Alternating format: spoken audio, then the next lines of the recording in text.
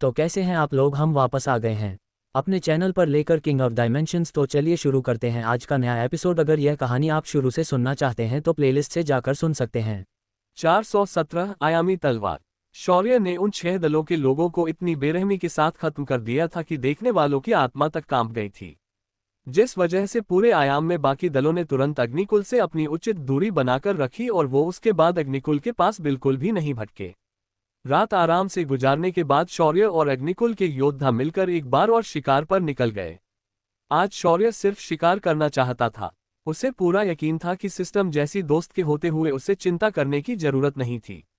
शौर्य ने सिस्टम से कहा, सिस्टम तुम्हारे लिए लॉलीपॉप बनाए हैं, मैंने उन्हें अंगूठी में रखा है, अगर चाहिए तो ले सकती हो। पर सिस्टम शौर्य की मंशा समझते हुए बोली, इतनी छोटी लालच दे रहे हो तो काम भी छोटा ही लग रहा है। बोलो क्या काम है। शौर्य ने धीरे से कहा, सिस्टम वो क्या है ना कि हम लोगों ने सिर्फ एक ही खजाने को खोजने में पूरा पहला दिन गवा दिया, तो मैं सोच रहा हूं कि तुम मुझे इस आयाम का नक्शा बनाकर दो तो मैं उन खजानों और शिकार की सही जगह मालूम करके कम समय में अपना काम खत्म कर दूंगा। शौर्य की बात सुनकर सिस्टम ने शौर्य की अंगूठी से अपने लिए लॉलीपॉप निकाली और मुंह में डाल दिया। फिर उसने अपनी उंगली उठाए और शौर्य के सामने एक नक्शा प्रकट हो गया। शौर्य ने उस नक्शे को देखा और उसकी आंखें चमक उठी। शौर्य ने तुरंत उस नक्शे को कागज पर हाथ से कॉपी किया और अपनी कठपुतलियों और अपने साथियों को दैवीय जानवरों के झुंड का शिकार करने भेज दिया।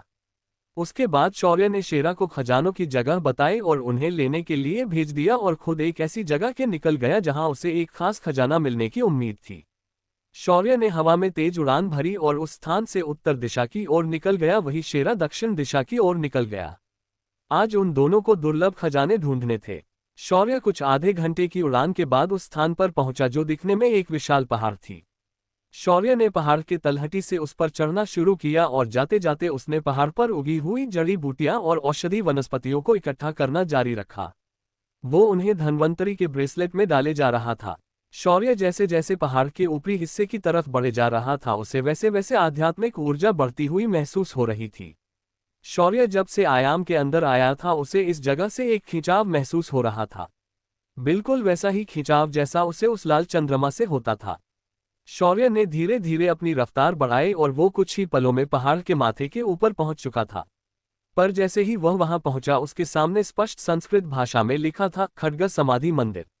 शौर्य ने जब उस सिर्फ शब्द को देखा तो उसे ऐसा महसूस हुआ कि उसने हजारों तलवारों को एक साथ देखा हो। तभी बाहर बैठा वो वरिष्ठ आचार्य जिसने इस आयाम के द्वार को खोजा था, उसकी आंखें छोटी हो गई। उसने महसूस किया कि कोई व्यक्ति उस हिस्से में चला गया है जहां अब तक कोई भी नहीं जा पाया था। ये आयाम का वो हिस्सा था जहां न कोई संचार मोती काम करता था और न ही उसका कोई शिष्य उस पहाड़ पर चढ़ पाया था। इसी वजह से उस आचार्य ने अपने शिष्यों से कहकर यहाँ कुछ जाल बिछाकर रखे थे। जैसे ही कोई इस हिस्से में प्रवेश करता है वैसे ही वह जाल तुरंत उससे इस बात की खबर कर देता। और आज एक योद्धा इस क्षेत्र में प्रवेश करने में सफल हो चुका था। उसने उस योद्धा की पहचान वहां लगाए सारणी से पता करने की कोशिश की, मगर वो उसे पहचान नहीं पा रहा था। इसका कारण आसान था, क्योंकि शौर्य अपनी साधना को छुपाए रखता था। आचार्य का मन बेचैन हो चुका था। उसे समझ नहीं आ रहा था कि करे तो करे क्या। अंत में उसने गहरी सांस ली और मन ही मन खुद से कहा, जो होगा सो देखा जाएगा, फिलहाल मुकाबले पर ध्यान दिया जाए। शौर्य अभी भी उन शब्दों को घूर रहा था जिस पर लिखा था खड्ग समाधि। पर जैसे ही शौर्य को लगा कि इस शब्द से निकलने वाली आभा उस पर भारी पड़ रही है, उसने अपनी विशाल पंचतत्व की आभा को उन शब्दों के ऊपर केंद्रित कर दिया। एक पूरे ग्रह का वजन उन शब्दों की आभा को दबाने के लिए फिर भी काफी नहीं था। ये महसूस करते ही शौर्य ने अपनी भैरव आभा को भी मुक्त कर दिया। भैरव आभा के मुक्त होते ही दोनों शब्दों की आभा कमजोर हो गई, मानो उसे किसी बड़े भगवान ने अपने पैरों तले रौंद दिया हो। शौर्य ने जब महसूस किया कि इन दोनों शब्दों ने उसके सामने हार मान ली है तो उसने समाधि के द्वार को खोलने का प्रयास किया। पर उस द्वार को एक अदृश्य शक्ति ने बांधे रखा था, जिस वजह से द्वार को खोल पाना आसान नहीं था पर नामुमकिन भी नहीं था। शौर्य ने सिस्टम से कहा, सिस्टम यार, ये क्या नया बवासीर है यार, जरा पता लगाओ कि इसका क्या तोड़ है। इस पर सिस्टम ने उस द्वार को स्कैन किया और फिर कुछ सोचते हुए बोली, होस्ट, आपके सामने का दरवाजा अंदर की तरफ खुल सकता है, पर इतनी देर से आप इसे बाहर खींच रहे हो और अंदर से इस दरवाजे के ऊपर कोई अदृश्य दबाव बनाया गया है, जिस वजह से इसका खुल पाना असंभव लग रहा है। ऊपर से हैरानी की बात यह है कि अंदर से कई तरह की तलवार धार मिलकर इस दरवाजे के ऊपर दबाव बना रही है। तलवार धार की बात सुनकर शौर्य की आंखें चमक उठी और उसने कहा, चलो फिर कांटे से कांटा निकालते हैं। अगले ही पल उसके हाथ में चंद्रहास प्रकट हो गई थी। चंद्रहास के हाथ में आते ही शौर्य ने उसकी तलवार धार को सक्रिय किया और दरवाजे के दरार के बराबर बीच में वार कर दिया। ऐसा करते ही शौर्य को महसूस हुआ कि अंदर की तलवार धार थोड़ी कमजोर हो चुकी है, पर दरवाजे के ऊपर का दबाव अभी भी बना हुआ था। शौर्य ने ये देखा तो समझ गया कि इतनी शक्ति से वो बिल्कुल भी इस दरवाजे को नहीं खोल पाएगा। शौर्य ने चंद्रहास को उकसाने की सोची और बोला, चंद्रहास, तुमसे कुछ मामूली तलवारों की धार काटी नहीं जा रही है। मेरी रक्त सम्राज्ञी तुमसे लाख गुना अच्छी थी। उसकी सिर्फ डरावनी आभा ही काफी थी इन लोगों को नष्ट करने के लिए। बस फिर क्या। चंद्रहास अचानक कांपने लगी और उसके अंदर से ठंडी और भयानक आभा फूट पड़ी। उसकी तलवार धार पहले से कई गुना बढ़ गई। शौर्य ने ये देखा तो उसने हंसते हुए कहा, ये बात। शाबाश मेरी चंद्रहास, तुमने मुझे गलत सिद्ध कर दिया है। अब इन तलवार धार को तुमसे कोई नहीं बचा सकता। शौर्य ने चंद्रहास को गोल हवा में 360 अंश पर घुमाया और बोला, चंद्र परावर्तन घात। अगले ही पल चंद्रहास की तलवार धार तबाही मचाते हुए उस दरवाजे की दरार से अंदर घुस गई और एक ही झटके से दरवाजा दो हिस्सों में अंदर की तरफ खुल गया। शौर्य तेजी से उस खड्ग समाधि के अंदर घुस गया। उसके सामने बड़े, छोटे, माध्यम आकार के हजारों टीले थे और हर एक टीले के ऊपर एक तलवार गाड़ी हुई थी। पर इन सब में एक समानता थी और वो ये थी कि इन सभी के मुख एक दिशा में मुड़े हुए थे। जब शौर्य ने बीच में देखा तो पाया कि वहां एक बैंगनी रंग की रोशनी बिखेरती हुई एक तलवार बराबर सबसे ऊंचे टीले के ऊपर गाड़ी गई है। उस तलवार का रंग काफी खूबसूरत था और उसे देखकर साफ पता चल रहा था कि वो एक दो-धारी तलवार है, जिसे प्राचीन अमर साधक इस्तेमाल करते थे। पर इस तलवार से निकल रही आभा सामान्य दिव्य अस्त्रों से काफी ज्यादा थी। शौर्य ने धीरे धीरे अपने कदम उस तलवार की ओर बढ़ाना शुरू किया। जैसे जैसे शौर्य उस तलवार के पास पहुंच रहा था वैसे वैसे उस तलवार का रूप शौर्य को साफ साफ दिखाई दे रहा था। तलवार की सबसे ऊपरी हिस्से में सुनहरे रंग की मुट्ठी थी और उसके ऊपर एक जानवर का चित्र उकेरा गया था, जो काफी हद तक एक शेर की तरह दिख रहा था। तलवार की पाती पूरी तरह से बैंगनी काले रंग की थी और जिसके ऊपर प्राचीन भाषा में मंत्र उकेरे हुए थे। ये एक तरह के दिव्य मंत्र मालूम हो रहे थे। साथ ही तलवार के पाती के बीच एक रत्न लगाया हुआ था जो बैंगनी रोशनी को उत्सर्जित कर रहा था। शौर्य लगभग उस तलवार से 10 मीटर की दूरी पर रुक गया और उसने आगे कुछ करने से पहले उस तलवार की जांच करना सही समझा। नाम, आयामी खड्ग। स्तर, वर्तमान स्तर, अर्ध दिव्य स्तर, असल स्तर, प्राचीन दिव्य अस्त्र। तलवार की बनावट से पता चल रहा है कि प्राचीन अमर साधकों ने इसे बनाया है। इस तलवार को बनाने के लिए बनाने वाले योद्धा ने अपने खून से इसे तपाया है। साथ ही इस तलवार की शक्तियों से एक बात स्पष्ट है कि इस तलवार के अंदर आयामों को काटने की क्षमता है। अगर इसे किसी आयाम तत्व के योद्धा ने प्राप्त कर लिया तो उनकी शक्तियां बेजोड़ हो सकती है। ये सुनकर शौर्य ने अपनी आयामी तत्व की शक्तियां की आभा को मुक्त कर दिया। ऐसा होते ही इतनी देर से ऊर्जा उत्सर्जित कर रही वो तलवार अचानक थोड़ी हिली और उसकी रोशनी थोड़ी कम हो गई। फिर वह रोशनी वापस तेजी से बढ़ने लगी। कुछ ही देर में उस रोशनी ने शौर्य के पूरे शरीर को घेर लिया, जैसे वह तलवार शौर्य को जांच रही हो। अंत में वह रोशनी शौर्य के शरीर से हट गई। तभी उसके सामने गड़ी तलवार से एक धुंधली छाया बाहर निकली। उस छाया के प्रकट होते ही अचानक चंद्रहास अपने असली रूप में आ गई और वह उस छाया के सामने खड़ी हो गई और उसे गुस्से से घूरने लगी।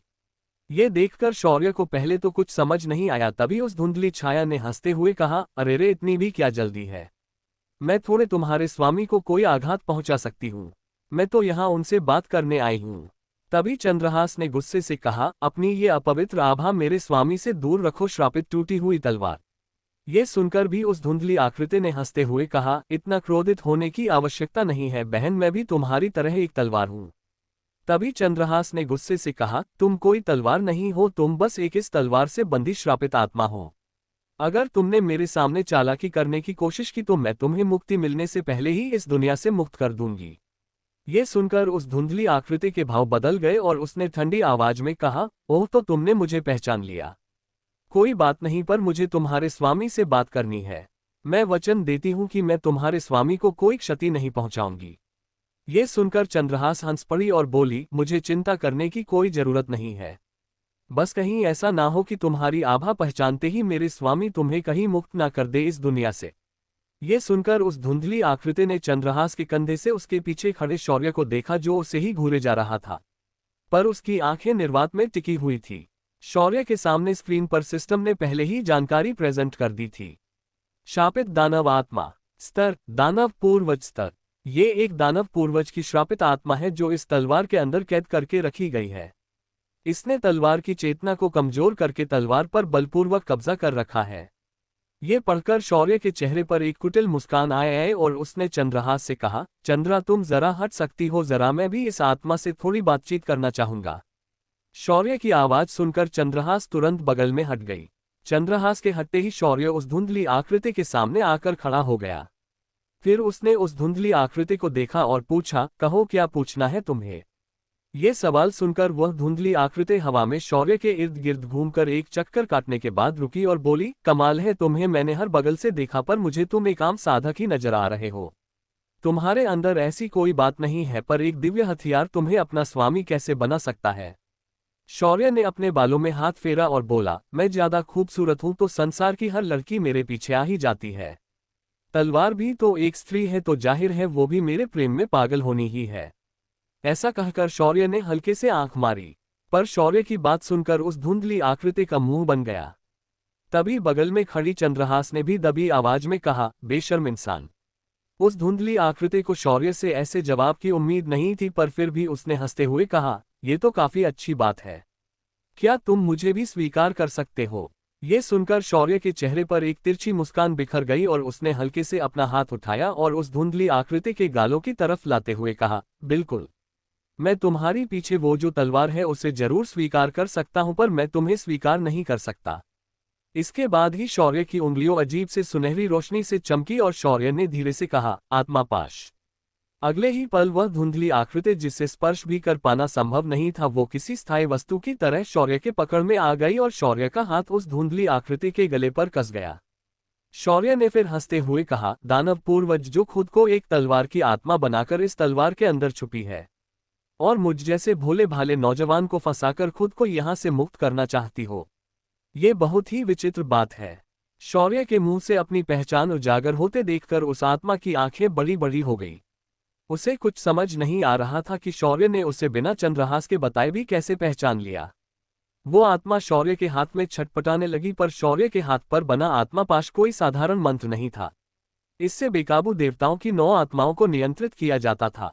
एक भैरव होने के नाते शौर्य को ऐसे लोगों को दंडित करने के लिए इसका आना जरूरी था। शौर्य को ऐसे बेखौफ होकर उसे पकड़ते देख उस दानव पूर्वज की आत्मा ने गुस्से कहा, मूर्ख मनुष्य, तुम मेरा कुछ नहीं बिगाड़ सकते। तुम्हारी शक्तियां सिर्फ एक आयाम तत्व के योद्धा की है, तुम मुझे कुछ नहीं कर सकते।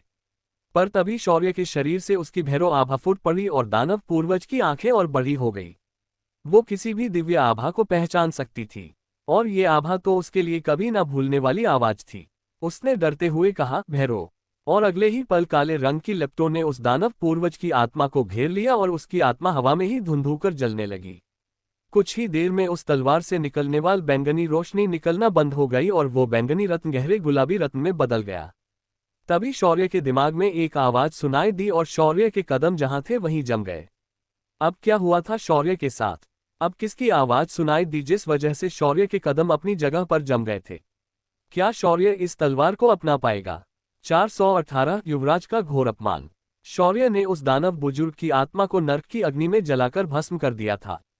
उसे खत्म करके शौर्य पीछे हट रहा था, तभी उसके दिमाग में आवाज सुनाई दी और वो रुक गया। भगवान त्वत्सर के वारिस को मेरा प्रणाम।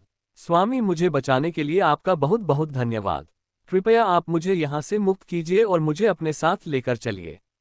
शौर्य ने ये सुनकर उस धंसी हुई तलवार की तरफ देखा और उसे उस टीले के अंदर से बाहर खींचकर निकाला। उसके ऐसा करते ही वहां मौजूद सभी तलवारें कांपने लगी और मुक्त होने के लिए छटपटाने लगी। वहां मौजूद सभी तलवारें दिव्य स्तरीय तलवारें थीं, पर उनकी चेतना इतनी विकसित नहीं थी। पर एक एक तलवार एक साम्राज्य को बर्बाद कर सकती थी।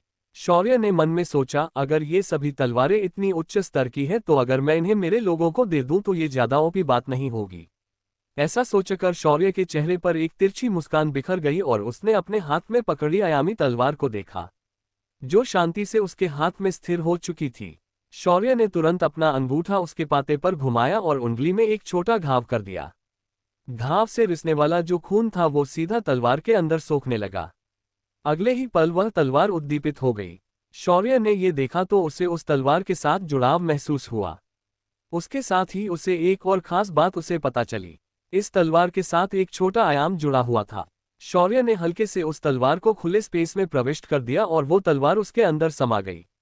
ये काफी चमत्कारिक था क्योंकि इस तलवार को शौर्य के शरीर में रहने की कोई जरूरत नहीं थी और वो इस आयाम को सिर्फ अपनी सोच से ही हर जगह पर एक्सेस कर सकता था। इस तलवार की ये खूबी काफी शौर्य के शब्दों में ओपी थी।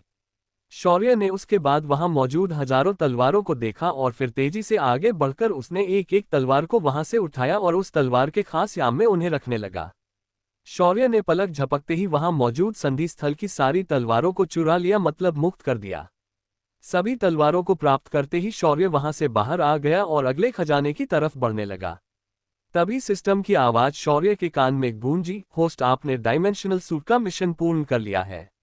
इसके चलते आपको पुरस्कार स्वरूप देवता वेद के चांद पर पहुंचने के रास्ते का पता बताया जाता है। देवता वेद के चांद पर जाने का मार्ग 2 जगहों पर उपलब्ध है। एक मार्ग तुम्हें मध्य क्षेत्र के दिव्य गुरुकुल में मिलेगा और दूसरा मार्ग सिलोंग क्षेत्र के प्राचीन गुरुकुल में मिलेगा। शौर्य ने ये सुना तो उसने कंफ्यूज होते हुए पूछा, सिस्टम ये सिलोंग क्षेत्र कहाँ है? इस पर सिस्टम ने सोचते हुए कहा, होस्ट सिलोंग क्षेत्र उत्तरी क्षेत्र को कहा जाता है। इसी क्षेत्र में प्राचीन पवित्र गुरुकुल स्थित है। इतिहास की माने तो ये गुरुकुल प्राचीन समय में दिव्य गुरुकुल से भी अधिक शक्तिशाली और महान था। पर समय के चक्र के साथ इस गुरुकुल की भी प्रतिभा नष्ट हो गई और आज ये गुरुकुल सिर्फ एक द्वितीय श्रेणी का गुरुकुल बनकर रह गया है। शौर्य ने ये सुना तो हाँ में अपनी गर्दन हिलाई और उसके बाद सीधा शेरा के ठिकाने की तरफ बढ़ गया। अब तक शेरा ने उस आयाम में तबाही मचा रखी थी। वो पहले उस जगह जाता, फिर सारणी की शक्तियों से उस जगह को खोलता और खजाना लूटकर वहां से गायब हो जाता। अब तक उसने 20% प्रदेश को खाली कर लिया था। जैसे ही शौर्य उसके सामने आया तो उसने अपने लूटे हुए खजाने को उसके सामने रख दिया। शौर्य ने देखा कि इसमें दुर्लभ जड़ी बूटियां और ऐसी औषधीय वनस्पतियां जिनका उपयोग अमर साधक किया करते थे, इन सभी को उसने एकत्रित कर लिया था। शौर्य ने उसके बाद शेरा के साथ मिलकर हर खजाने को ढूंढना और उसे उस जगह से निकालना शुरू कर दिया। लगभग दोपहर तक पूरे आयाम के गुप्त ठिकानों को शौर्य ने खाली कर दिया था। दोपहर को शौर्य और शेरा वापस अपने लोगों के पास लौट आए। इस वक्त उसके योद्धा और कठपुतलियां एक खतरनाक युद्ध में जुटे हुए थे, जिस वजह से उन्हें शौर्य और शेरा के आने की भनक भी नहीं लगी। नीचे एक विशाल जंगल के बीच खुली जगह पर एक बड़े से स्वर्ग स्तर के जानवर की लाश पड़ी थी और अग्निकुल के लोग और उनके सामने एक और दल खड़ा था। इस दल के लोगों ने सुनहरे कवच पहने थे और उनके कंधों पर मगरमच्छ का निशान था। उन सभी के चेहरों पर घमंड पानी की तरह बह रहा था। उन सभी का नेतृत्व युवराज आर्यन कर रहा था और उसके साथ राजकुमारी कामिनी भी अकड़कर खड़ी थी। तुम अग्निकुल के लोगों ने जितने भी शिकार किए हैं उन्हें चुपचाप हमें दे दो और हम तुम्हें यहाँ से सुरक्षित जाने देंगे। और रही बात इस विशाल भालू जानवर की, तो ये अब हमारा हुआ। ये सुनकर अग्निकुल के दल प्रमुख ने दांत भींचते हुए कहा, युवराज आर्यन, लगता है आप भूल गए कि हमारे युवराज ने आपको स्पष्ट रूप से बताया था कि आपका मुंह किसी शौचालय की तरह बॉस मारता है। इसीलिए बेहतर होगा कि आप अपना ये गंदा मुंह बंद रखें, वरना आपकी इस हरकत से आसपास के लोगों को बीमारी ना हो जाए। ये सुनकर आर्यन को बेहद गुस्सा आया और उसने अपनी तलवार पर पकड़ मजबूत कर ली।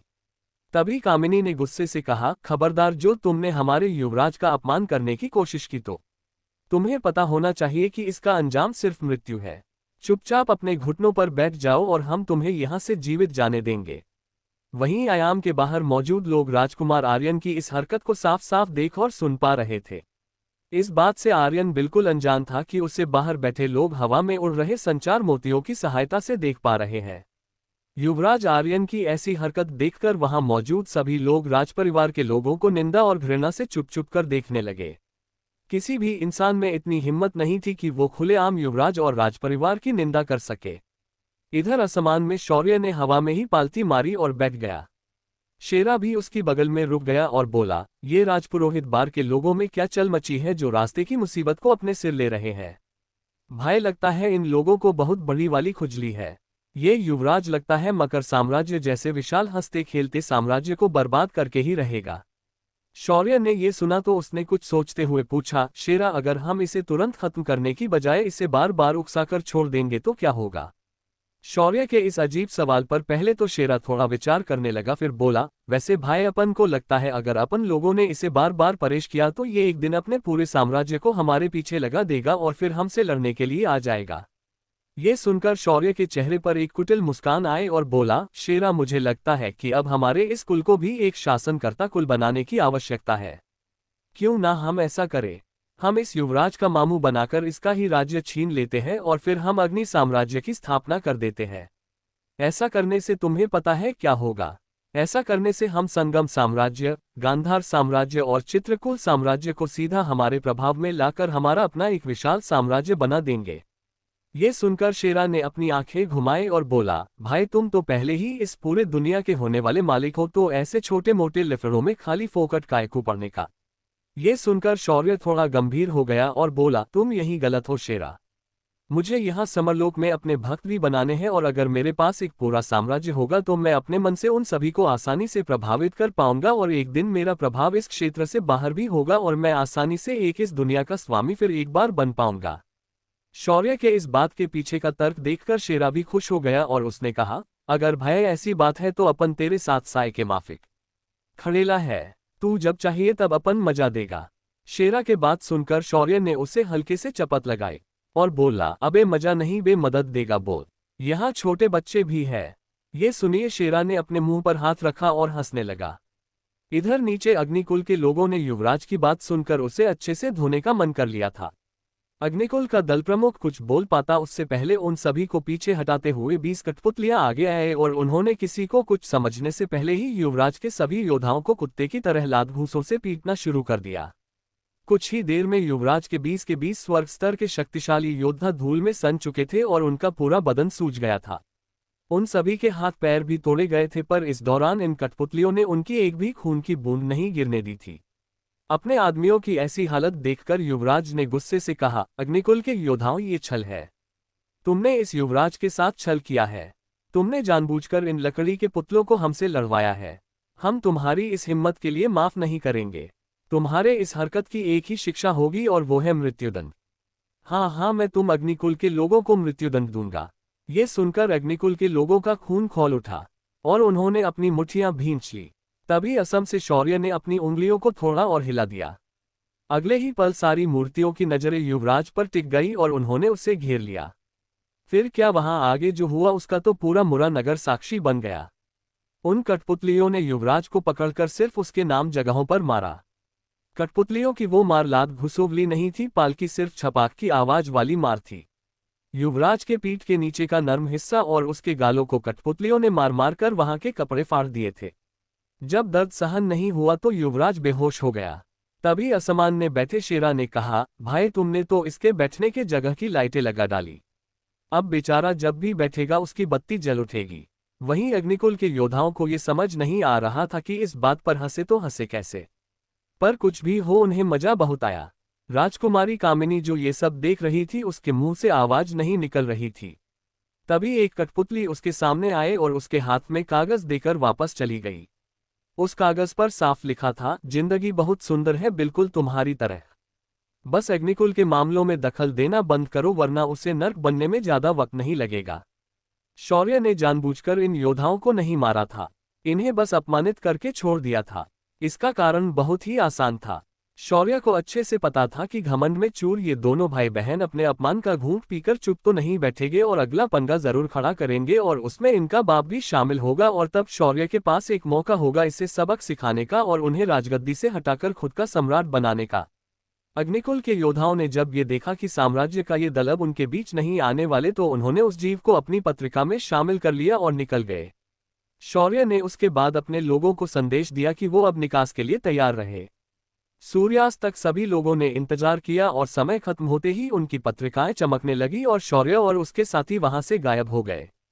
शौर्य ने इस छोटे आयाम में आकर उसे जो चाहिए था वो पा लिया था और अब बारी थी मुकाबले के अगले चरण की, जो दूसरे दिन होने वाला था। पहले चरण में 1,10,000 अंकों से अग्निकुल प्रथम स्थान पर था। वहीं धराकुल और दामिनी कुल के अंकों को जोड़कर वो लोग दूसरे और तीसरे स्थान पर थे। वहीं युवराज आर्यन का दल चौथे स्थान पर सिमट गया। वहीं बाकी कुल और गुरुकुल भी ऐसे ही ऊपर नीचे करके रह गए।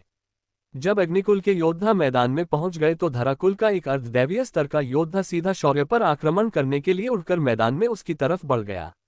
लेकिन शौर्य बिल्कुल हिला नहीं और उसने दिव्य गुरुकुल के आचार्यों को देखा, पर उनके चेहरों के भाव देखकर समझ गया कि उन्हें इस आदमी को रोकने की कोई इच्छा नहीं है। तभी मैदान के कोने से एक रोशनी की किरण निकली और अगले ही पल वो योद्धा हवा में ही टुकड़ों में बिखर गया और वो मारा गया।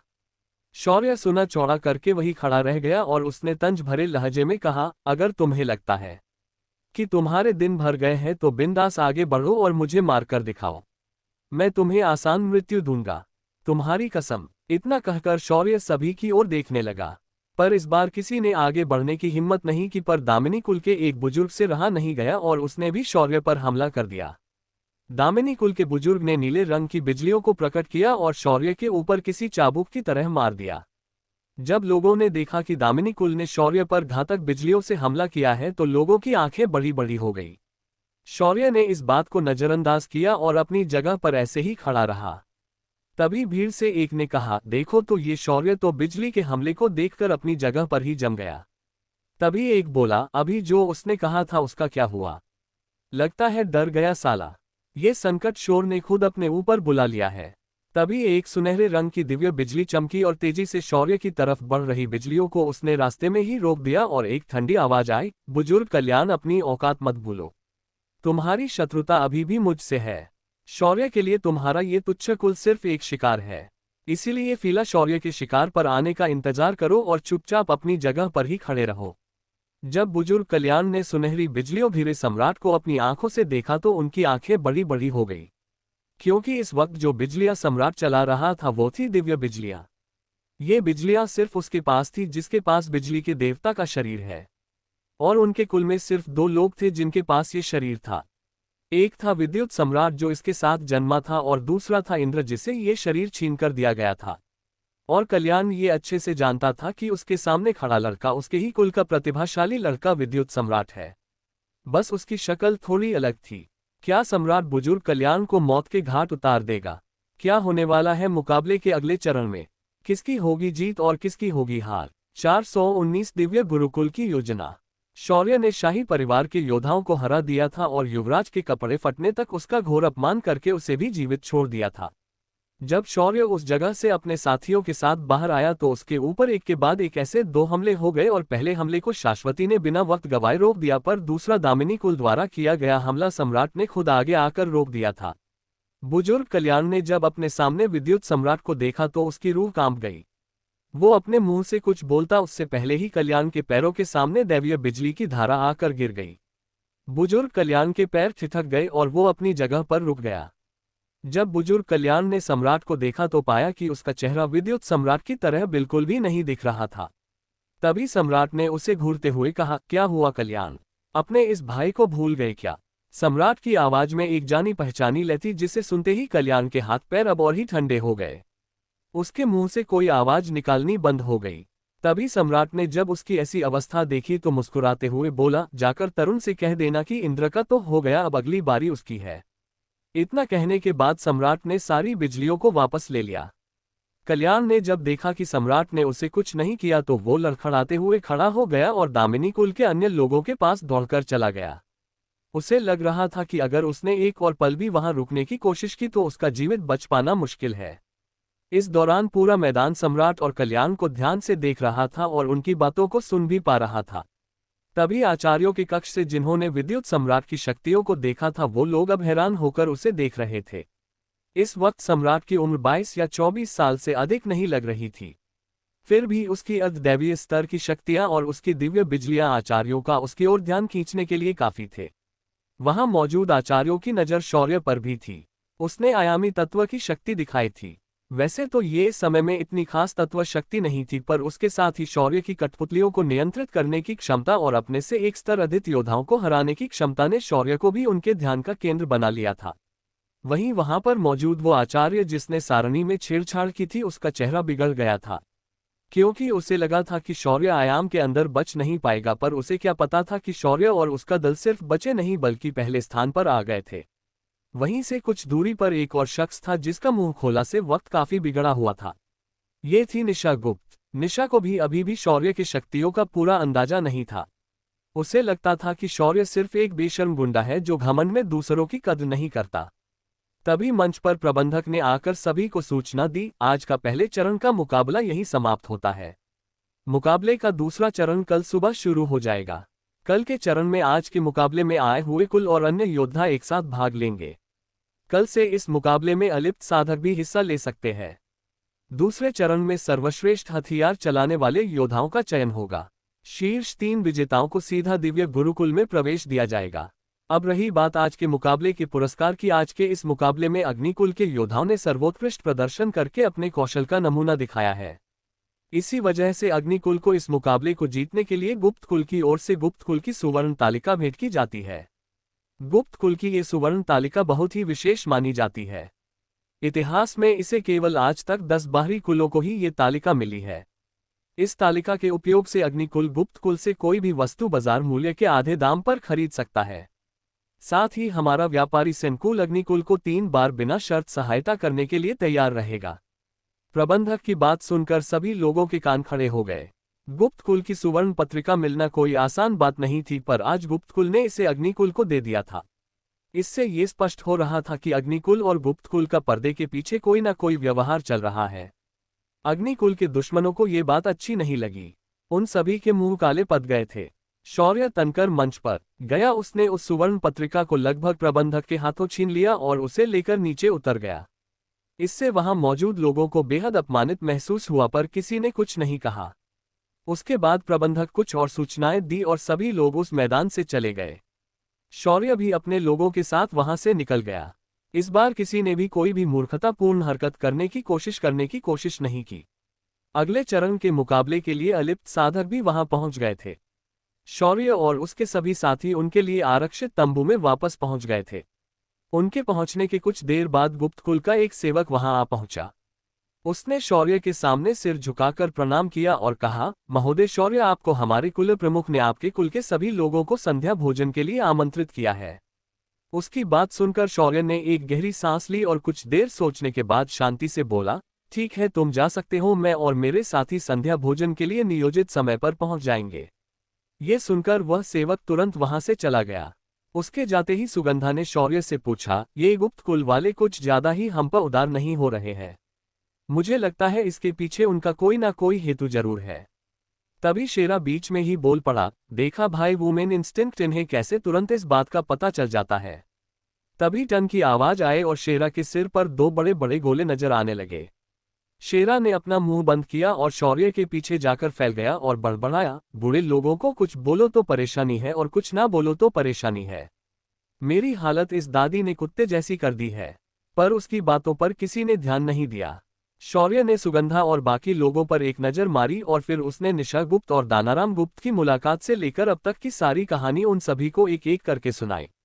वहीं ज्वाला को इन सभी से कुछ लेना देना नहीं था। वो बस एक ऊंची कुर्सी पर बैठकर वहां रखे अंगूर जैसे दिखने वाले लाल फलों को खाए जा रही थी। शौर्य ने उसके बाद अपने सभी योद्धाओं को भी अंदर बुलाया और उन सभी को उस खड्ग समाधि से लाई हुई तलवार एक एक पकड़ा दी और उन्हें उसका स्वामित्व दे दिया। उसके बाद शौर्य ने लीना और उसके साथियों को देखा और बोला, तुम लोग अब फिलहाल इस मुकाबले में हिस्सा नहीं ले रहे हो, तो मैं चाहता हूं कि तुम लोग अभ्यास के लिए एक खास जगह पर चले जाओ। यहां तुम्हें अगले कुछ दिनों के लिए मजबूत होने का अभ्यास करना है। ये सुनकर लीना की आंखें बड़ी हो गई, पर तभी शौर्य ने अपना हाथ लहराया और एक पोर्टल वहां प्रकट हो गया। शौर्य ने उन्हें उसके अंदर जाने का इशारा कर दिया तो वो लोग भी अब ज्यादा बिना सोचे समझे सीधा शौर्य के साथ अंदर चले गए। शौर्य इस वक्त उसके डायमेंशन के अंदर आया हुआ था। उसने अपने सामने एक बड़ा सा चिंपांजी देखा जो खेतों में हल जोत रहा था और ऊंची और बेसुरी आवाज में गाना गा रहा था। उससे कुछ दूरी पर उसके बाकी के साथी भी खेतों में काम कर रहे थे। इसमें शेर, धारियों वाले बाघ, लकड़बग्घे और अन्य कई जानवर शामिल थे। वहीं से कुछ दूरी पर तारा उबासी लेते हुए अपना पेट ऊपर करके लेती हुई थी। ये नज़ारा देखकर शौर्य को भी बहुत हैरानी हुई। तभी वहां माया, नीलम और बाकी की लड़कियां आ गई। शौर्य ने माया को लीना और उसके साथियों का परिचय करवाया, फिर उन्हें यहां ट्रेनिंग के लिए भेजने के लिए कह दिया। लीना और उसके साथी नया के साथ महल की ओर निकल गए। वहीं शौर्य ने नीलम के साथ बैठकर बाहर हो रही सारी घटनाओं की शॉर्ट में जानकारी दे दी। कुछ देर और बिताने के साथ ही शौर्य वापस गुप्त कुल के 7वें विभाग में लौट आया था। शौर्य ने फिर सभी को तैयार होने के लिए कहा और वो लोग गुप्तकुल के दूसरे विभाग की ओर निकल गए। वहीं इस जगह से हजारों किलोमीटर दूर एक विशाल और भव्य महल नुमा कमरे के अंदर 5 लोग बैठे थे। इनमें से एक बिल्कुल खूबसूरत लड़की बीच में बैठी थी। उसके सामने 4 बुजुर्ग बैठे थे। ये चारों भी दिखने में एक मध्यम आयु के लग रहे थे। इन सभी में एक खास बात थी और ये थी कि उन सभी के माथे पर त्रिपुंड लगे हुए थे। उस बीच में बैठी औरत ने अपना हाथ कुर्सी पर मारा और बोली, वो एक साधारण साधक खुद को भैरव कैसे कह सकता है? मैं मानती हूं कि अगले भैरव नहीं आए, पर कोई भी उनके नाम का इस तरह से दुरुपयोग करके एक कुल को नष्ट कैसे कर सकता है? फिर उसने अपने सामने बैठे एक बूढ़े से पूछा, विदुर, मैंने जो आपको बताया था वो काम कहाँ तक पहुंचा है? क्या आपने किसी प्रतिभाशाली शिष्य को ढूंढा है या नहीं? मैं जल्द से जल्द उस शिष्य को अगला भैरव बनाना चाहती हूँ। जब उस शिष्य की प्रतिभा सिद्ध होती है तो मैं माँ भैरवी से बात करके उसके लिए भैरव की विरासत मांग लूंगी। हमारे पास समय बहुत कम बचा है। एक बार दानव आयाम खुल जाता है तो उनके इस आक्रमण से समरलोक का बचाना असंभव है। ये सुनकर विदुर खड़े हुए और बोले, गुरुकुल प्रमुख, हमने अभी तक 10 तेजस्वी और प्रतिभावान लड़कों को खोज लिया है और कुछ ही दिनों में गुप्तकुल के मुकाबले में हम कुछ और लोगों का चयन करेंगे। मुझे पूरा विश्वास है कि गुप्तकुल के इस चयन में हमें कुछ और खास प्रतिभाएं मिल जाएंगी। ये सुनकर उस लड़की ने गहरी सांस ली और बोली, मुझे आपके इस चयन पर संदेह है विदुर। मैंने देखा है कि पिछले कुछ समय से हमारे गुरुकुल के बुजुर्ग और आचार्य विपरीत मार्ग पर चलना शुरू कर चुके हैं। इस वक्त गुरुकुल का बाहरी हिस्सा पूरी तरह से कुछ साम्राज्य और ताकतवर कुल के लोगों द्वारा नियंत्रित किया जा रहा है। अगर आपके इन आचार्यों की वजह से हमने असली प्रतिभा को खो दिया तो इसके दूरगामी परिणाम हमारा गुरुकुल भुगतेगा। सुनकर विदुर ने अपने दोनों हाथ जोड़कर कहा, आप इस बात के लिए निश्चिंत रहिए, मैंने बाहरी क्षेत्र के 3 आचार्यों के साथ अंतर्गत क्षेत्र के 3 अक्षर को भी भेजा है। इनका काम सही शिष्यों का चयन करना है। अगर इसमें कोई गलती होती है तो वो तीनों भी इस बात के लिए जिम्मेदार होंगे। साथ ही मैंने उनके साथ 2 और आचार्यों को भेजा है जिनका बाहरी दुनिया से अच्छा संबंध है। अगर वहां कोई आपदा आ भी जाए तो वो लोग इसे संभाल लेंगे। विदुर की इस बात पर उस लड़की ने सिर्फ अपना सिर हाँ में हिलाया और फिर खड़ी होकर वहां से गायब हो गई। उसके जाने के बाद सभी बुजुर्गों ने एक गहरी सांस ली। इसका कारण आसान था, उनके सामने बैठी लड़की कोई और नहीं, दिव्य गुरुकुल के प्रमुख अश्लेषा थी। इसकी शक्तियां मध्य स्तर के देवता की थी। सिर्फ उसके वहां आ जाने से ही बाकी निम्न स्तर के देवताओं के ऊपर किसी पहाड़ जैसा वजन पड़ रहा था। इन बातों से अनजान शौर्य इस वक्त गुप्तकुल के दूसरे विभाग के प्रवेश द्वार पर पहुंच गया। आज उसका स्वागत करने खुद दानाराम खड़ा था। अगर शौर्य आज नहीं आता तो वो पूरी रात वाहन खड़े रहने के लिए तैयार था। शौर्य के आते ही उसने दोनों हाथ जोड़कर शौर्य का स्वागत किया। शौर्य और उसके साथियों को दानाराम अपने महल के अंदरूनी हिस्से तक लेकर आया। दानाराम के सेवकों ने शौर्य और उसके साथियों की पूरी आवभगत की। शौर्य को ये देखकर काफी अच्छा लगा, पर उसने अपने चेहरे से जताया नहीं। सभी के लिए पंच पकवान बनाए गए थे और खाने के बड़े बड़े थाल सजाकर उन्हें खाना परोसा गया। उच्च कोटि की शराब और कई ऐसी चीजें खाने में थी जिनका पूरे मध्य क्षेत्र में मिलना नामुमकिन था। यहाँ एक खास गरुण जीव का मांस भी पकाकर उन्हें परोसा गया था, पर जब दानाराम को पता चला कि वो एक शाकाहारी है तो उसने तुरंत उच्च प्रात के दिव्य फलों और सब्जियों के थाल मंगवाए। शौर्य और उसके साथियों ने उस भोजन का खुले मुंह से आनंद लिया। भोजन खत्म होने के बाद शौर्य ने मुद्दे की बात की, तो कुल प्रमुख, आप हमें इतना आदर आतिथ्य दे रहे हैं, इससे आपको नहीं लगता कि हमारे शत्रु आपसे नाराज हो जाएंगे? इस सवाल पर दानाराम बस मुस्कुराया और बोला, गुप्तकुल एक तटस्थ शक्ति है। हम व्यापारी हैं और हम व्यापारी के दिमाग से सोचते हैं। अगर हमें अग्निकुल से कुछ लाभ है तो हम उनके साथ हैं, और अगर हमें धराकुल से कुछ लाभ है तो हम उनके साथ भी है। हमारे लिए सभी कुल समान है और इसी वजह से हमसे किसी और कुल के नाराज होने का कोई सवाल नहीं उठता। अगर वो नाराज हो जाते हैं तो इसमें उनका नुकसान है, हमारा नहीं। ये सुनकर शौर्य जोर जोर से हंसने लगा और बोला, दानाराम, जो मैं भले उम्र में छोटा हूं पर मेरी समझ तुम सभी बुजुर्गों से काफी अच्छी है। मेरी ये आंखें वो सब देख सकती है जो आप भी कभी नहीं देख सकते। आपको इतना संकोच करने की जरूरत नहीं है, कहिए आप क्या कहना चाहते हैं?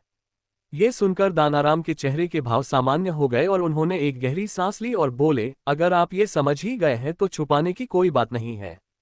पहले तो हम आपकी सहायता से हमारे कुल के हथियार को बचाना चाहते थे, पर जब मैंने वैसा ही हथियार आपके हाथ में देखा तो मैं समझ गया कि ऐसे शस्त्र को बचाने की कोई आवश्यकता नहीं है। पर जब मैंने आपके धराकुल के विरुद्ध युद्ध छेड़ने की बात सुनी तो मेरे मन में एक बात आई।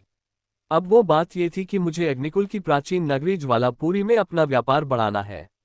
ये नगरी व्यापार की दृष्टि से भौगोलिक रचना के अनुसार बहुत खास है। अगर आप हमें इस नगरी में व्यापार की संधि देते हैं तो हम आपको हर बात में साथ दे देंगे। तभी सुगंधा ने कहा, पर इस समय हमारा उस नगरी पर कोई आधिपत्य नहीं है, तो हम कैसे आपको इसका वचन दे सकते हैं? क्या है ये ज्वालापुरी का मामला? क्या दानाराम को शौर्य दे देगा व्यापारी अधिकार? क्या दिव्य गुरुकुल की प्रमुख शौर्य के भैरव होने के बाद को स्वीकार कर पाएगी? क्या दिव्य गुरुकुल खड़ा करेगा नया भैरव? 420 दूसरे चरण की शुरुआत। शौर्य और उसके साथी दानाराम के आमंत्रण पर उसके महल में संध्या भोज के लिए चले गए थे। भोजन के बाद जब शौर्य ने दानाराम से उसके इस आवभगत का कारण पूछा तो डबरा ने ज्वालापुरी की बात शौर्य के सामने रख दी। पर सुगंधा की शंका पर दानाराम ने मुस्कुराते हुए कहा, आपने सही कहा कि ज्वालापुरी अभी आपके हाथों में नहीं है, पर मुझे पूरा यकीन है अगर आप यहाँ आए हैं तो ज्वालापुरी तो कम से कम आपके हाथ में आ जाएगी। फिलहाल इसको ज्वालापुरी वायरस हो चुकी है। इसका पूरा प्राचीन वैभव नष्ट हो चुका है और इस पर धराकुल ने अपने एक बेटे को नियंत्रण रखने के लिए दे दिया है। ऊपर से धराकुल ने ज्वालापुरी का सारा व्यापार अपने राजधानी में लाकर रखा है। इसलिए इस वक्त किसी को भी ज्वालापुरी की जरूरत नहीं है, पर उसका असली मूल्य बस मैं जानता हूं। ये सुनकर ज्वाला, जो इतनी देर से सब कुछ सुन रही थी, अचानक बोल पड़ी, क्या तुम सिर्फ वहां पर व्यापार चाहते हो, कुछ और नहीं? इस पर दानाराम थोड़ा सा कपका गया और ज्वाला को देखने लगा। तभी शेरा ने हमेशा की तरह बीच में बात संभालते हुए कहा, अरे चाचा, ये अपन को वो है बोले तो कुल की रक्षक यानी पूर्वज। ये अपन की तरह ही है। तभी टन की आवाज हुई और शेरा चुप हो गया। सुगंधा ने फिर कहा, ये मेरी पूर्वज है। कुल के सभी बड़े फैसले इनकी अनुमति से लिए जाते हैं। ये सुनकर दानाराम समझ गया कि उसे जो ज्वालापुरी से चाहिए वो इस औरत ने पकड़ लिया है। वहीं शौर्य भी उसके चेहरे के भावों से समझ गया कि मामला सिर्फ व्यापार संधि तक सीमित नहीं है। तभी दानाराम ने कहा, अब अगर आप ये पूछ रही है तो बता दूं कि ज्वालापुरी अग्निकुल के अग्नि तत्व से परिपूर्ण एक उष्ण क्षेत्र है। इसी जगह पर अग्निजन्य खनिज मिलते हैं। इनकी खास अग्नि तत्व की ऊर्जा ताकतवर हथियारों का निर्माण करने के लिए बहुत उपयोगी है। मुझे वो खनिज उस परिसर से चाहिए। इस बात से अब तक बाकी कुल अनजान है, इसीलिए किसी ने भी वहां खनिज निकालने की कोशिश नहीं की। ये सुनकर शेरा फिर बोला, आइला, अपन तो फिर मालामाल हो जाएंगे। चाचा तू बोल, तू कितना देगा? अपन तेरे को खनिज बेचने के लिए तैयार है। बात जब पैसे और धन की आती है तो शेरा जितना कोई लालची नहीं हो सकता। शेरा की बात सुनकर दानाराम को कुछ समझ नहीं आ रहा था कि क्या ये कुत्ता अब उसके साथ सौदा करेगा। तभी शौर्य की आवाज आई, कुल प्रमुख बोली, आप हमें कितना देंगे इन खनिजों के बदले? अब तो दानाराम और हैरान हो गया, क्योंकि शौर्य ने भी शेरा की बात को ही तो दोहराया था। दानाराम ने एक गहरी सांस ली और बोला, मुझे उन खनिजों के उत्खनन से बाजार मूल्य के हिसाब से सिर्फ 25% हिस्सेदारी चाहिए। खनन के लिए जो भी सामग्री और मेहनत लगेगी वो मैं दूंगा। आपको बस आने वाले समय में मुझे वो जमीन देनी होगी। ये सुनकर शौर्य ने अपना हाथ दानाराम के हाथ में दिया और बोला, तो सौदा पक्का। हम वैसे भी इस युद्ध की रणनीति को बनाने के बारे में सोच ही रहे थे और आपने हमारा काम आसान कर दिया। हम जल्द ही आपको ये शुभ समाचार देंगे। इतना कहकर बाकी इधर उधर की बातें करने के बाद शौर्य और उसके साथी अपनी तंबू में वापस आ गए। आज सभी को अच्छी नींद आई, पर वहीं पर मकर कुल के तंबू में आज किसी को भी नींद नहीं आने वाली थी। युवराज आर्यन का पिछला हिस्सा लाल पीला हो चुका था और उसे बैठने और चलने फिरने में भयानक तकलीफ हो रही थी। वो हर हलचल पर दर्द में बिलख उठता और शौर्य के नाम से 2-4 गालियां दे देता। हर गुजरते समय के साथ आर्यन का शौर्य के लिए जो गुस्सा था वो बढ़ने लगा था। आर्यन ने आखिर में परेशान होकर अपनी कमर से संचार मोती निकाला और अपने पिता से संपर्क किया। उसने सम्राट को तुरंत घटी सारी घटना नमक मिर्च लगाकर बताई। पिताश्री, आपको उस शौर्य को सबक सिखाना ही होगा। उसने पूरे जनसमुदाय के सामने मेरे कपड़े फटने तक मुझे अपनी कठपुतलियों से पीटा है। इसने हमारे राजपरिवार की गरिमा को चुनौती दी है। आपको किसी भी हाल में उसका ये घमंड तोड़ना ही होगा। ये सुनकर सम्राट ने गुस्से से दूसरी तरफ से कहा, युवराज, आपको अब इस बात की कोई चिंता करने की जरूरत नहीं है। मैं आज ही शाही आदेश जारी करके अग्निकुल और उससे संबंधित लोगों पर हमारे साम्राज्य में बंदी लगाता हूँ। और रही बात उस शौर्य की, तो मैं हमारे राजपरिवार के मुख्य अंगरक्षक को भेजकर उसे खत्म कर देता हूँ। तभी आर्यन बोला, नहीं पिताश्री, उसे मारना मत। मैं उसके चेहरे पर वो भाव देखना चाहते हूँ जब उसका घमंड चूर चूर हो जाएगा। मैं उसकी भी वही दशा करूंगा जो उसने मेरी की है। संपूर्ण मकर साम्राज्य के लोगों के सामने मैं उसके कपड़े उतारकर घुमाऊंगा, तब जाकर मेरा प्रतिशोध शांत होगा। ये सुनकर सम्राट ने दूसरी तरफ से कहा, ठीक है, फिर जैसा तुम चाहो वैसा करो। पर याद रहे कि इस वक्त मुकाबले के दौरान तुम कुछ भी कार्यवाह नहीं करोगे। ये सुनकर आर्यन ने सिर्फ हाँ में जवाब दिया और उसने संपर्क तोड़ दिया। उसके बाद उसने अपने सामने बैठी बहन को देखा और बोला, चाहे कुछ भी हो जाए, कल के मुकाबले में तुम अपने ऐसे योद्धा को उतारोगी जो अग्निकुल के एक एक योद्धा को खदेड़कर बाहर कर दे। अगर तुमसे नहीं होता तो अभी तुम वापस राजधानी जा सकती हो। ये सुनकर राजकुमारी ने सिर्फ हाँ में अपना सिर हिलाया और वहां से चली गई। दूसरे दिन की सुबह काफी शोर शराबे से भरी हुई थी। हर तरफ लोग गुप्तकुल के 7वें क्षेत्र से बाहर निकलकर मैदान की तरफ जाते हुए दिखाई दे रहे थे। आज मैदान की तरफ जाते हुए कई सारे योद्धा दिखाई दे रहे थे जो व्यक्तिगत स्तर पर इस मुकाबले में हिस्सा लेने आए थे। इन सभी के बीच एक चेहरा खास था। ये था आरंभ चंद्रन, दक्षिणी क्षेत्र के चंद्रन कुल का सदस्य और आज के मुकाबले में व्यक्तिगत स्तर पर हिस्सा लेने आया एक योद्धा। इसका रंग रूप काफी सामान्य था पर उसका चेहरा काफी आकर्षक था।